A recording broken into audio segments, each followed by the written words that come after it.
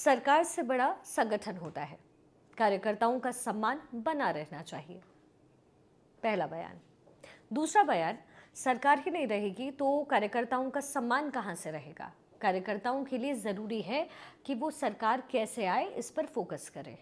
ये उत्तर प्रदेश की राजनीति में चर्चित रहे दो बड़े बयान हैं। पहला बयान है उत्तर प्रदेश के डिप्टी सीएम केशव प्रसाद मौर्य का और दूसरा बयान है उत्तर प्रदेश के सीएम योगी आदित्यनाथ का। दरअसल लोकसभा के नतीजों के सामने ही और उसके बाद से ही उत्तर प्रदेश में खींचतान थमने का नाम नहीं ले रही।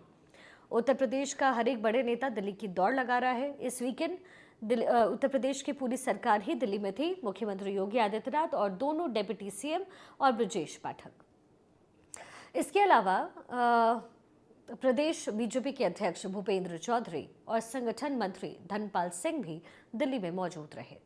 अब कहने को तो ये नेता दिल्ली पहुंचे थे नतीजों की समीक्षा बैठक के नाम पर, लेकिन अंदर की खबर ये बताती है कि कहानी कुछ और ही थी, क्योंकि इस दौरान सीक्रेट बैठकों का एक के बाद एक कई दौर चला और रूठने मनाने का जो सिलसिला है वो भी जारी रहा। केशव प्रसाद मौर्य तो नतीजों के बाद से ही लगातार लखनऊ में कम और दिल्ली में ज्यादा नजर आए और ना तो वो एक भी समीक्षा बैठक में उत्तर प्रदेश के हिस्सा लेने के लिए पहुंचे, ना ही कैबिनेट बैठकों में ही वो नजर आए।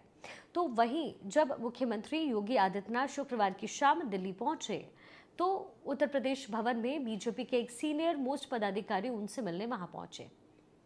अंदर की बात यहाँ ये है कि इन दोनों नेताओं के बीच एक तरफ जहां चर्चा चल रही थी उत्तर प्रदेश भवन में, तो वहीं अटकलों का सिलसिला भी शुरू हो गया कि कहीं संगठन के ये जो सीनियर नेता पहुंचे हैं योगी आदित्यनाथ से मिलने, वो कोई पैगाम लेके तो नहीं गए हैं, वो कोई फैसला सुनाने तो नहीं आए हैं।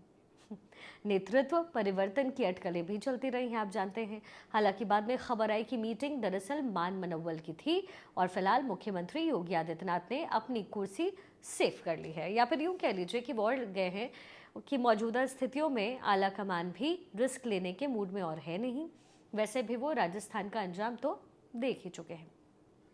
हाँ, इस बैठक का असर ये जरूर हुआ कि इसके बाद उत्तर प्रदेश में सीएम बदलने का जो शगुफा जो लोग छोड़ रहे थे उनके तेवर नर्म हो गए। भूपेंद्र चौधरी ने भी जयपुर में साफ कर दिया कि उत्तर प्रदेश में फिलहाल कोई बदलाव नहीं होने जा रहा है और मुख्यमंत्री तो योगी बाबा ही रहने वाले हैं। उनका ये बयान इसलिए भी अहम है क्योंकि इससे पहले किसी और नेता ने इतने साफ तरीके से ये नहीं कहा था। योगी सरकार की तारीफ भले सबने की हो, लेकिन किसी भी नेता ने सार्वजनिक तौर पर इसकी गारंटी नहीं दी थी कि वो पूरे 5 सालों तक बीजेपी के मुख्यमंत्री बने रहेंगे और आने वाला चुनाव भी उनकी सरपरस्ती में ही लड़ा जाएगा। तो कुल मिलाकर के अब साफ ये है कि दिल्ली दौर में मुख्यमंत्री योगी आदित्यनाथ का पलड़ा इस समय भारी है और वो काफी हद तक केशव मौर्य और अपने विरोधियों को कॉर्नर करने में कामयाब नजर आए हैं।